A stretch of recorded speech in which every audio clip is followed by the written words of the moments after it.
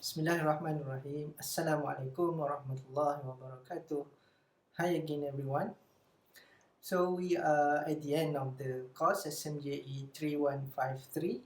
So this is the last week of class, and I've covered everything that is supposed to be covered according to the syllabus.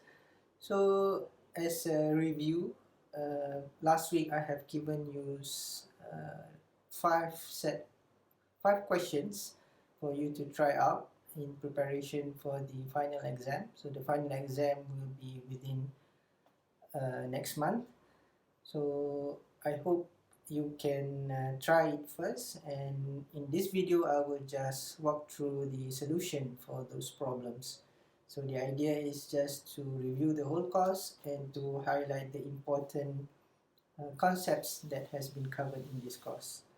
So without further ado, let's look at the solutions.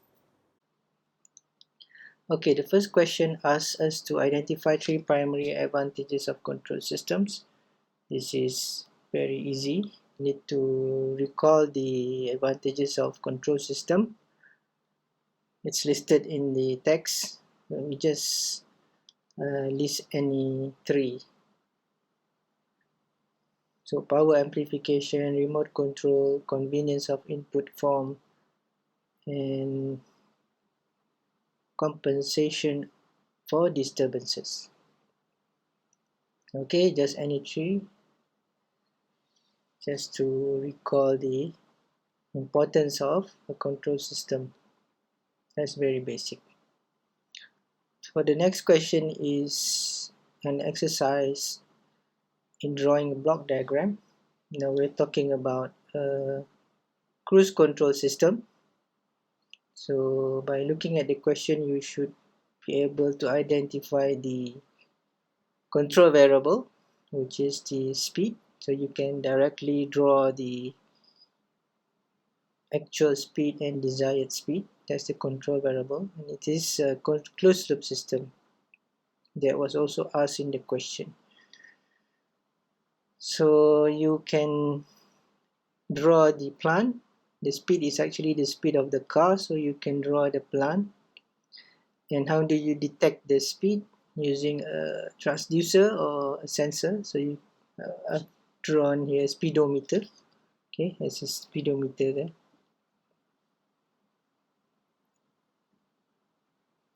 And then of course you can draw the controller, the error signal, and the final control element. Here I've just put in a throttle, okay, as the final control element. So by increasing or decreasing the throttle, the car will move faster or slower. Right, the next question is on the modeling of a mechanical system.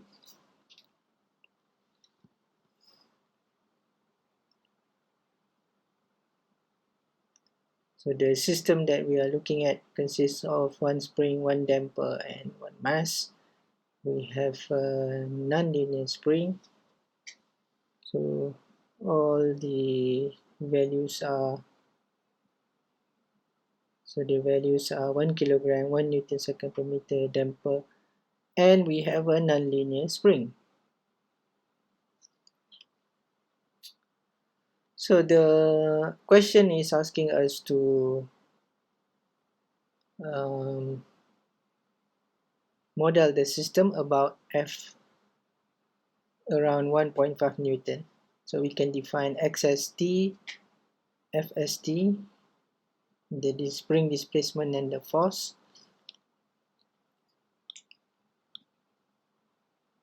So you can see here that normally we would have F is equals to Kx. That's the linear version. That's normally the spring has that kind of relationship. But in this case, the spring relationship with the force is different. So the spring relationship with the force is given by an exponential. So let's have a look at the question again. So x is equals to 1 minus E minus Fs. e to the power of minus f as t. So we need to find the equivalent of force in terms of position or displacement, because later on we want to write the force equation acting on the mass. Okay, so here I have obtained the F in terms of the X, so we need to just substitute this to the force equation. Okay, just write the expression of forces acting on the mass. So we have 1 kilogram d2x by dt squared plus 1 Newton second per meter damper, and then plus the spring force acting on the mass caused by the spring, which is minus ln 1 minus x st.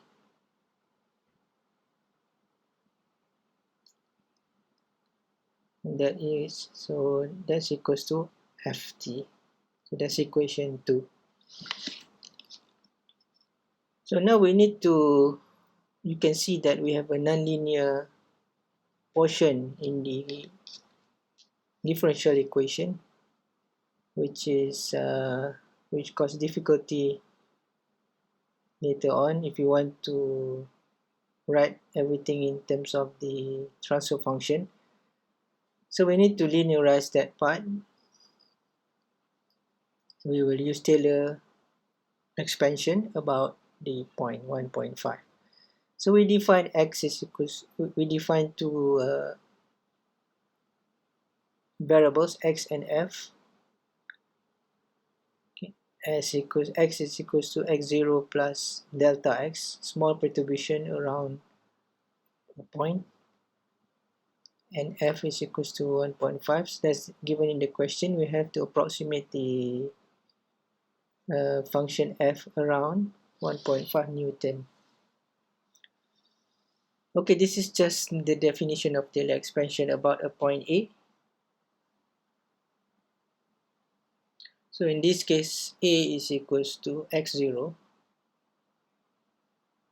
So we can write ln 1 minus xt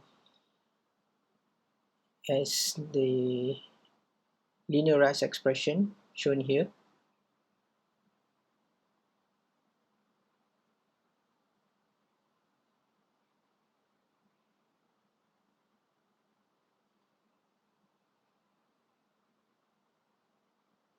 Okay, so x minus x0 by definition is delta x.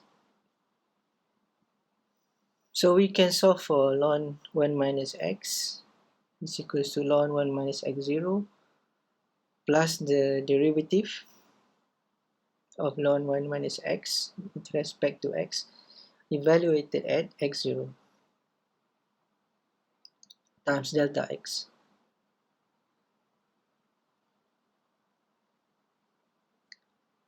Okay, so that's the expression for ln 1 minus x, but we need to know the value of x0 when f is 1.5 Newton. So we need to find the value of the initial x when the initial f is 1.5. So remember we are linearizing about f equals to 1.5. So when f is equals to 1.5, the delta f is 0. And then we can use that equation 1, to solve for x0. So if you follow the equation here, you can see x0 is equals to 0.7769 when f is equals to 1.5. So now we have the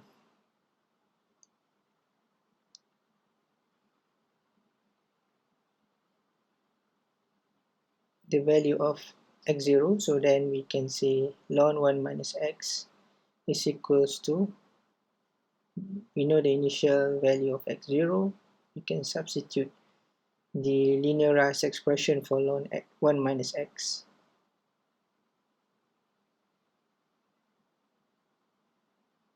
Okay, so that's the linearized expression for ln 1 minus x. Now we have everything to use and substitute it back to the force equation number 2.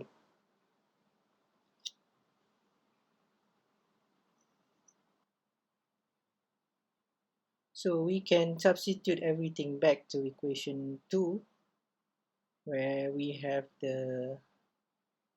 we substitute x equals to x plus delta x, and then the ln 1 minus x, and also f is equals to 1.5 plus delta f. Okay, that's what we wanted.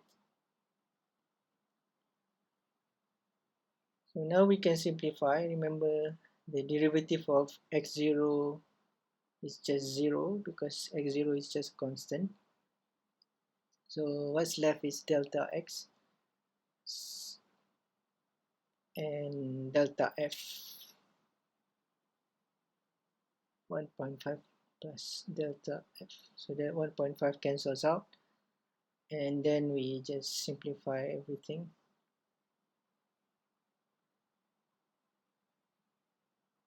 So we can apply the Laplace transform, because remember the goal is to write it in the transfer function form. So the output over the input equals to a function in S.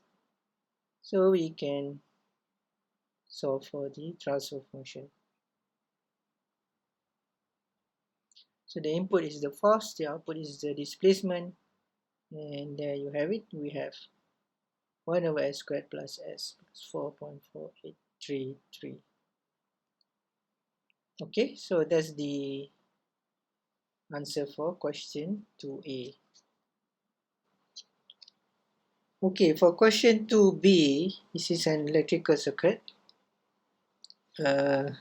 simple RLC circuit. So we have two inductors, one resistor, one capacitor, and we are asked to find the transfer function relating the input voltage to the output voltage. So this is a very, very basic question. You can see immediately that R and L2 is in parallel, so we can find the equivalent impedance, and we can write the Kirchhoff voltage law for the loop. So if we do the parallel impedance, then you just have one loop. So we can write the expression for the output voltage in terms of I, current.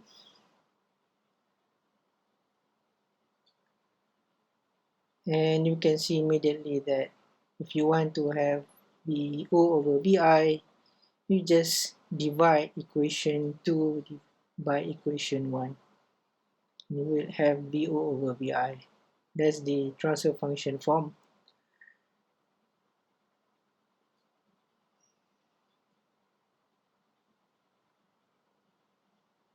You just divide the two equations and you will get this expression. Then you just need to simplify it further just using algebra. Okay, that's question 2. Okay, in the next question, we will look at block diagram simplification. So we have a block diagram here. So we have a block diagram, and we just need to find the overall transfer function. So here I'm drawing just part of the block diagram. Okay, the left half. So what's happening here, I'm just moving the H2 block past the summing junction, and hence we arrive to this diagram. So H2 is moved past the summing junction. Next, I'm going to combine the two summing junction as indicated in the red dotted lines. Although you you need to be careful about the signage when you combine these two signals. Okay, these two summing junction, if you combine them. So here I'm just writing it down just to be sure that I got it right. Okay, maybe you remember all this already, so you don't need to do the part in red. Okay, but you need to check that the E signal, if you combine, it should be A minus D plus C at the end there. Okay,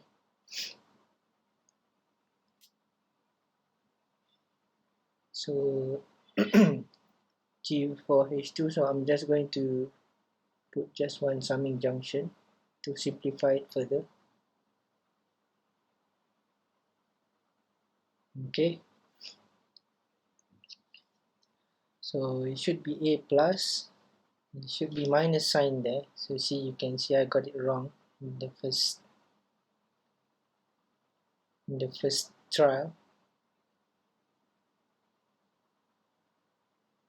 So but the idea is you can see that if you split it back again, then you would have the parallel and feedback form. So I'm just checking it again. You can see that should be positive, the other one should be negative. Okay, so you need to check that. So that will be positive, and then you would see clearly now that we have a parallel form in the beginning, and this part we have the feedback form. Okay, so we can simplify the parallel form. So we look at the G3 now and G2. So we have G3, G2. So let's see what we can do about these blocks to simplify it further. So we have the H1 block. So that can be multiplied with the H2. So now what I'm going to do is to move the G3 to be after the pickoff point.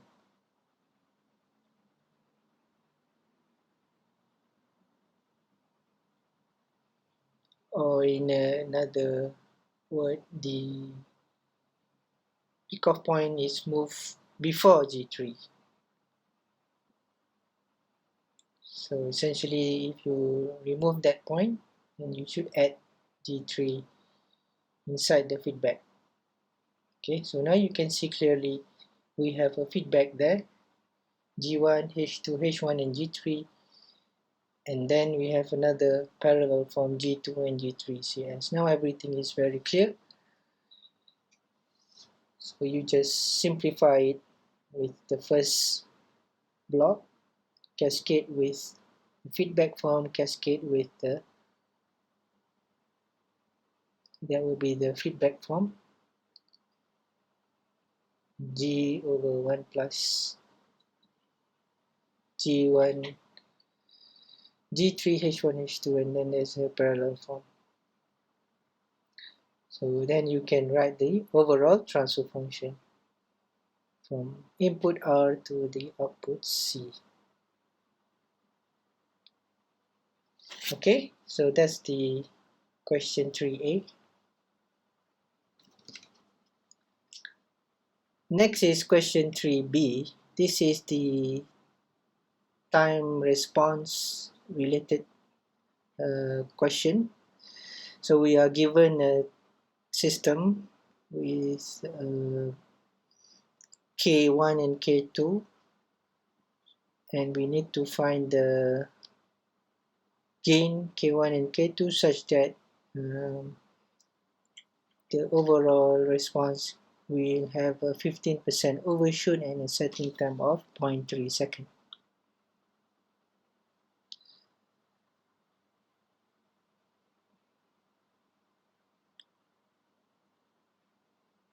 So we need to first find the overall transfer function. So we can do it by finding the first one, the one highlighted in red, GS. So we just use the feedback formula. GS is equals to the 1 over S plus 1 divided by the multiplication of the forward path and the feedback path of the blocks.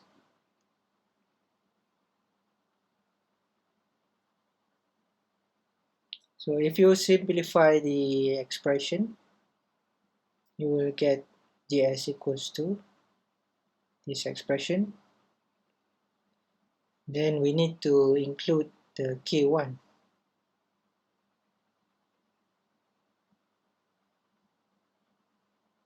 And another feedback. Okay, so that's K1. Then there's another feedback. So now the forward path is K1 over S squared plus S plus K2S. And then we have the feedback. So that's the overall transfer function after simplification. So the settling time is given by 4 over eta omega n, and the damping ratio eta is equals to this equation.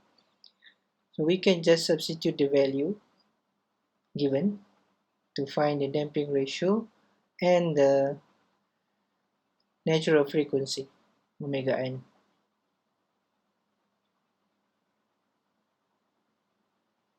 That's the damping ratio. That's the natural frequency, which is equals to K1. And you can see right away we have a second order system.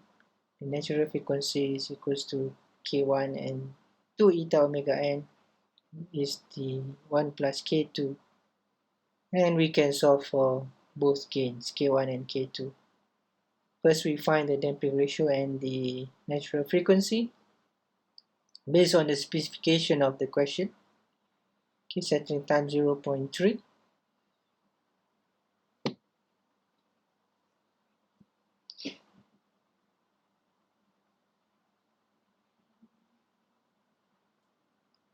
So we get natural frequency equals to 25.793. You can solve for K1 equals to 665.3, and then 1 plus K2 is equals to 2 times damping ratio times natural frequency, and we can solve for K2, which is 25.67.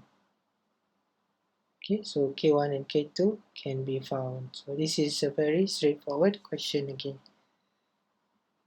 But you need to understand the concept of second order system, natural frequency, and damping ratio. Okay, in question 4, we are given a system and we need to find the steady state error. So the system is given, it's not a negative unity feedback system, so we need to find the equivalent negative unity feedback before we find the expression for the error.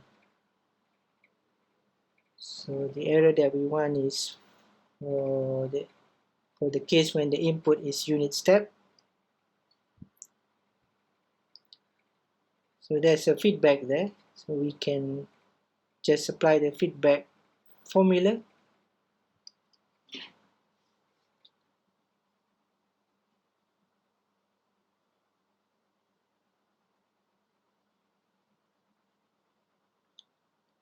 So the denominator cancels out. We can simplify the expression.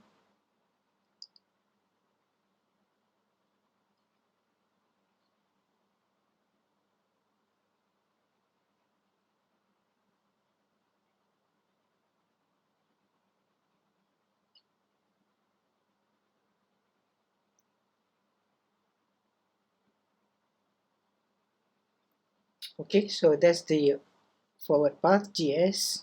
Now it is a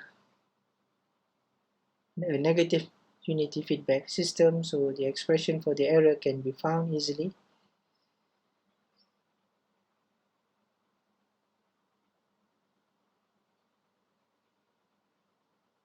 And then we apply the final value theorem. So the RS, the input, is the unit step. In this case, it's 2 times the unit step. So it should be 2 over S in the Laplace domain.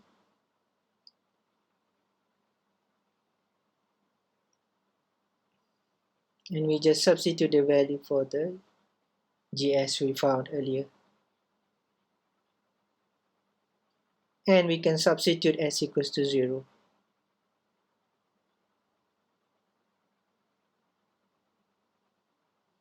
Okay, so that's the steady state error expression. It's a constant.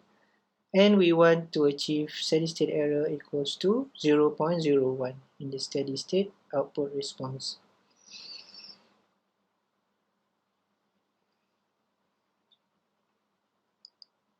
So we can solve for K.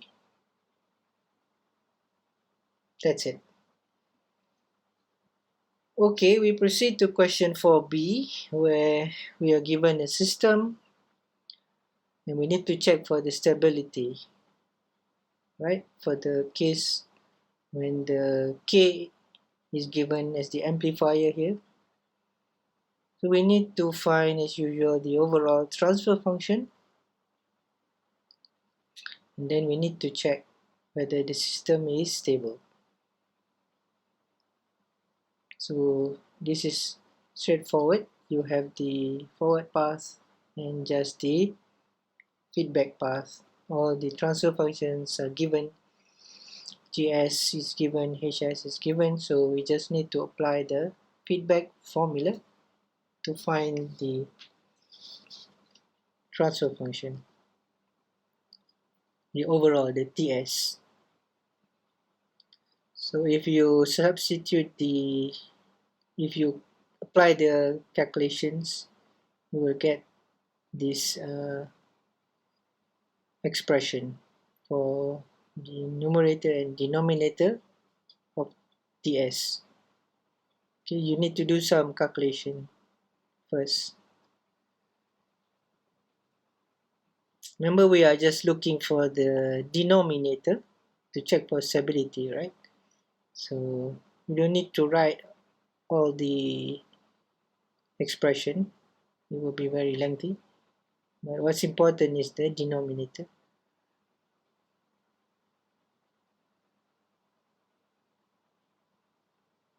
Okay.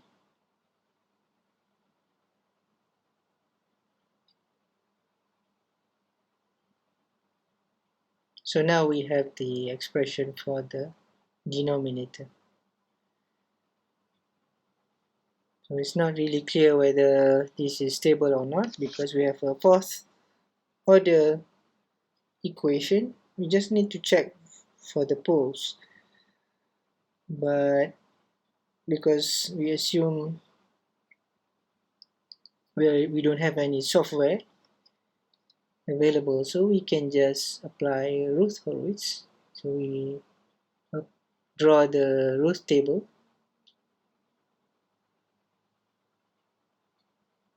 There's a mistake there. It should be 0. Yeah. So 0.01 plus 0.07k, so that's the last column, and then the 2.2, 0.193, and 0. Okay, so we need to find the, for A is the determinant, it's given by the top two rows and column. That's the determinant. You calculate, you will get this value. You also need to calculate for B. Okay, and then one more row, C.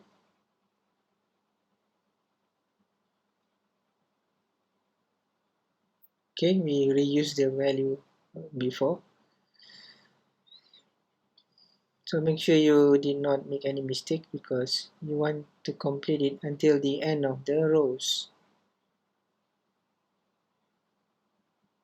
Okay, the rest is 0, and now this is the most important one that we need to calculate to ensure that all the elements of the first column of the rows table is positive. Okay, we want to ensure there are no sign changes. If there's any sign changes, then that's an indication of a right half plane pose. So we want to avoid that. So let's see the expression for D. It will be something in terms of K. Okay, so that's the correct value.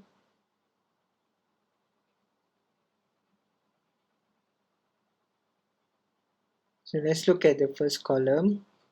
These are the values that we got.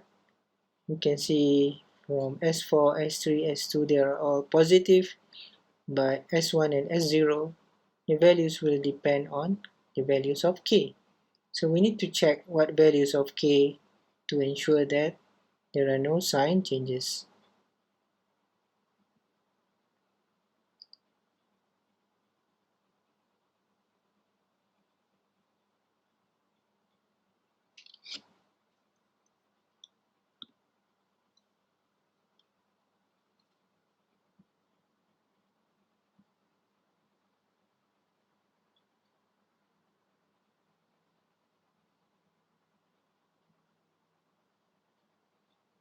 Okay, so we already have the values of K. It should be within this range, negative 0.143 and less than 1.176. Okay, in the last question, we are asked to design a compensator to yield a settling time of 0.1 second or less, and then an overshoot of no more than 1%. So we are given a plan, and we need to design the compensator. So this is a typical compensator design.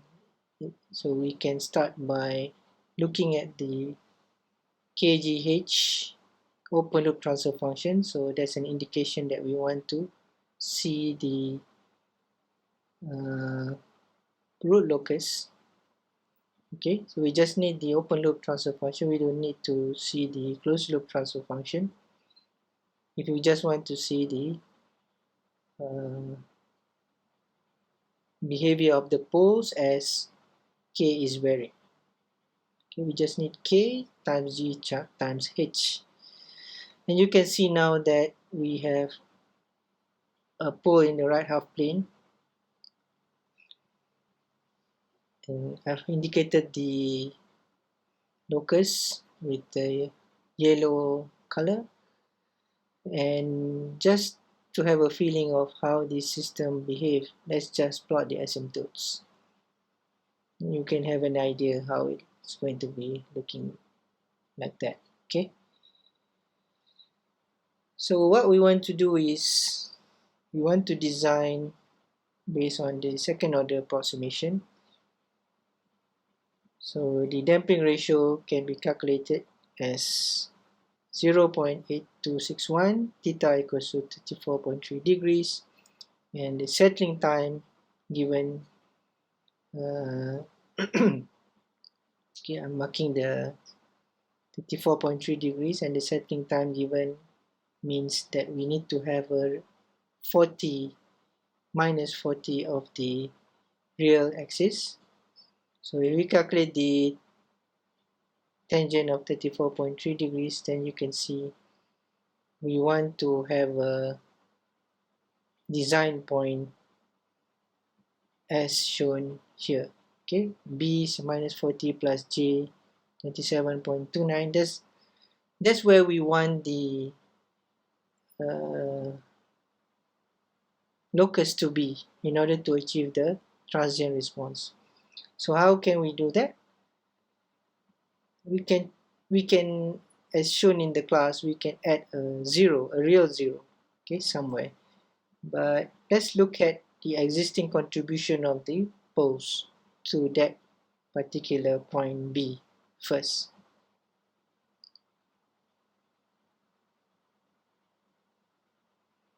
So we want the locus to be at point B. So let's just find all the angle contribution of the poles. There's no zero. We're going to add zero later. So let's add up all the angles of the vector from the poles to that point B.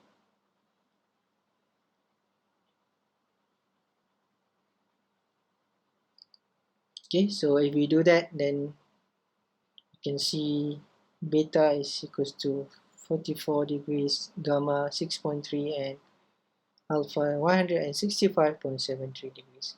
If you add them up, you will get it to be, okay, it should be 0 minus poles minus the sum of the angle of the poles, but there's no 0, so you'll get 216.88, okay, minus 216.88. So in order to get 180, we need to have 36.88 degrees. So 0 must contribute that angle. So we can calculate the location of the 0 using trigonometry, and the value is 76.37. Okay. So now we have a 0, and just to see what we are trying to do here now. We are adding a 0 at minus 76.37, and the angle contribution of zeros and poles will be 100 multiples of 180 degrees. So now we need to find the gain that will give us the location of the locus at that particular point B. So we just need to find the magnitude of all the vectors of poles and zeros, and we know that it should be k times the vector of 0 divided by pole should be 1. That's in the introduction to the root locus, the angle criterion and the magnitude criterion. Right, so if you do that, then k is equals to 233.64. Okay, but if you recall, k is the overall k. If you go back to the original function, then k should be 0.02336. And then in the question also, if you look at the question, it's asking us to ensure that we have a steady state error of 0, so we just add a integrator, okay, 1 over s. But as suggested in the text, we can add a 0 close to the origin so that the transient response is not affected, right? So there you have it. You have the gain 0.023 and then the 0 76.37, and then the origin, you have the 0 and pole close to each other. The pole at origin will cause the steady state error to be 0, and the 0 close to the origin will cancel the effect of adding an extra pole, so that we hope that the transient response is not affected much as we designed before. Alright, so we can add this CS into the original system as shown here. Okay, so the CS can be future PID controller, and K that we found will be put here in order to achieve the desired transient and the steady state response as requested in the question. So that's all for the 5 problems that was given last week. Okay everyone, I hope this video have provided you with some sort of a summary of what we have covered throughout the course from the beginning of the semester until the end. And overall, I hope you have learned something useful in this course related to control system. This is, by the way, just the introductory course on control system. There are subsequent courses that if you want to learn further, elective courses are also available. And finally, I would just like to say I've enjoyed teaching all of you for this semester, and I would like to ask for forgiveness if there's any mistake throughout the course, and I hope to see you again in other subjects or in other courses. So wish you all the best in the final exam, and see you all. Assalamualaikum warahmatullahi wabarakatuh. Bye bye.